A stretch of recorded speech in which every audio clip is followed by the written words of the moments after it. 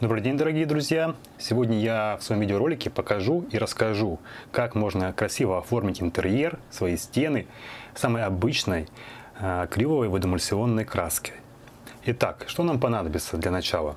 Нам понадобится стена, грубо говоря, да, на которую будем наносить краску, то есть делать декор. Вот. Значит, нужно подготовить палитру и основание. Значит, основание мы сначала наносим фоновый слой. То есть мы берем нашу стену и покрываем ее фоновой краской. В данном случае у меня будут преобладать синие цвета, оттенки. Поэтому я тонирую ее, вот наношу синюю фоновую краску на основание, подготавливаю. Все, после того, как краска у меня будет подсыхать, то есть подсохнет, да, я беру палитру. В данном случае у меня крышка от ведра, где я наношу небольшие порции краски и буду ее тонировать пигментами. Я не советую вам тонировать в большом ведре, потому что краска, когда вы будете макать кисть, она у вас просто перемешается и станет однородной. Поэтому я советую небольшими порциями наливать краску, вот, тонировать ее и потом кистью наносить на поверхность. Все, вот я нанес краску, затем я беру, в данном случае шпателем, и просто стараюсь ее немножечко так вот перемешать цвета. Опять-таки, я это делаю не сильно и стараюсь не допустить, чтобы краска смешалась до однородного состояния, чтобы она стала там какой-то красной или, не знаю, другого цвета. Вот, все, вот у меня готовое основание. Теперь я беру кисть широкую и вот в данном случае мазками крест-накрест наношу на поверхность мою водоэмульсионную краску. Я стараюсь сделать за один раз. То есть я мазнул, все, набрал краски, еще раз мазнул. И стараюсь по поверхности, куда я уже нанес краску, кистью больше не возвращаться, потому что краска смешается и не будет у меня таких красивых переливов. Вы можете наносить как угодно. Можете наносить там круговыми движениями, крест-накрест, там, восьмеркой. В общем, все зависит от вашей фантазии. Да, самое интересное, что такую работу может выполнять любой человек. Может выполнять вся семья. Папа, мама, дети. То есть достаточно интересный и забавный будет способ оформить стены, допустим, самостоятельно своими руками.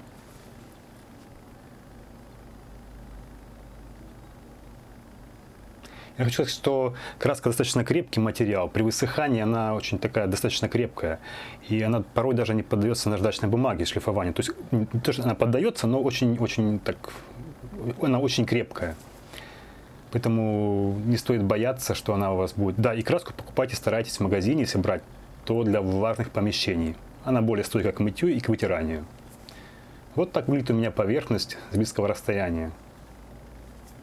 Еще раз повторяю, старайтесь цвета не растушевывать кистью. Нанесли, все, макнули, снова нанесли.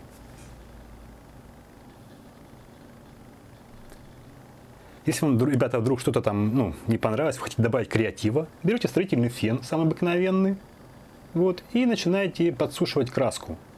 В данном случае я беру фен и с близкого расстояния, сантиметров с 20, я начинаю сушить краску. И у меня она начинает трещать. Еще раз, самое интересное, что мне не нужно лаков, кракелюров, там ничего такого. Фен и поверхность. Все, там, где краски нанесено немножко больше, то есть вот какой-то объем, то там начинает трещать, более дает глубокие трещины. Там, где краски меньше, она практически не трещит. Да, краски старайтесь не жалеть, когда вы наносите кистью, потому что все-таки какой-то объем она придает поверхности, не будет так плоско выглядеть. Вот фен разгоняет краску и одновременно делает трещины. Смотрится достаточно интересно. Когда краска высохнет, она будет очень крепкой.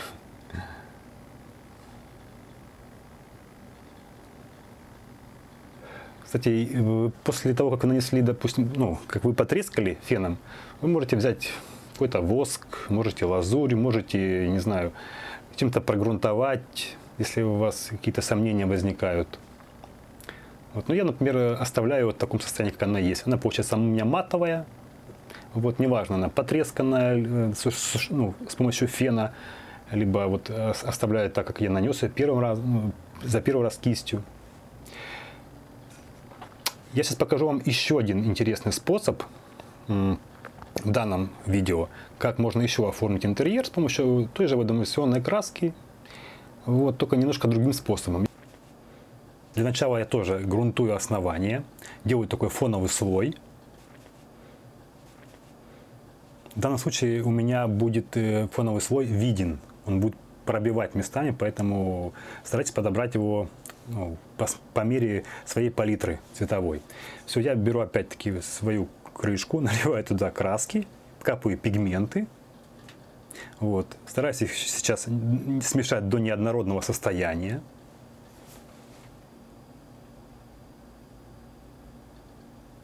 Я так немножечко перемешал цвета, и все. Достаточно.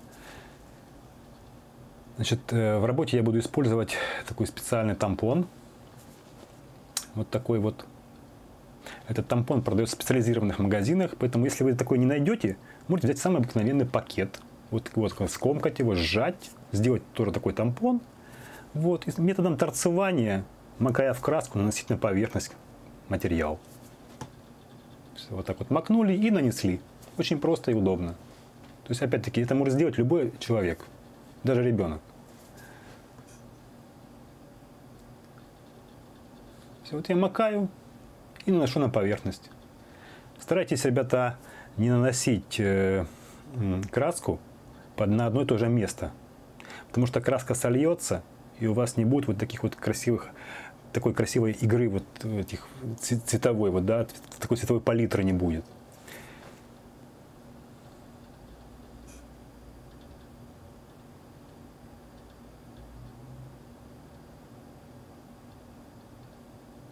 Да, вот видите, у меня краска уже немножечко начала сливаться, и получаются такие вот темные пятна.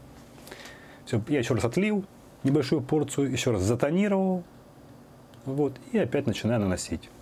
Вы можете подготовить для себя 2 палитры, там 3 палитры, чтобы одну использовали, помыли, берете в то же время другую палитру. Это когда у вас краска подсохнет, вы потом можете где-то местами еще добавить. Вот у меня получилась такая поверхность. Тоже смотрится достаточно интересно и оригинально. Все, ребят, если вам понравилось видео, ставьте лайки, пишите в комментариях, что вам понравилось, что не понравилось. Задавайте вопросы, с удовольствием на них отвечу. Спасибо за внимание.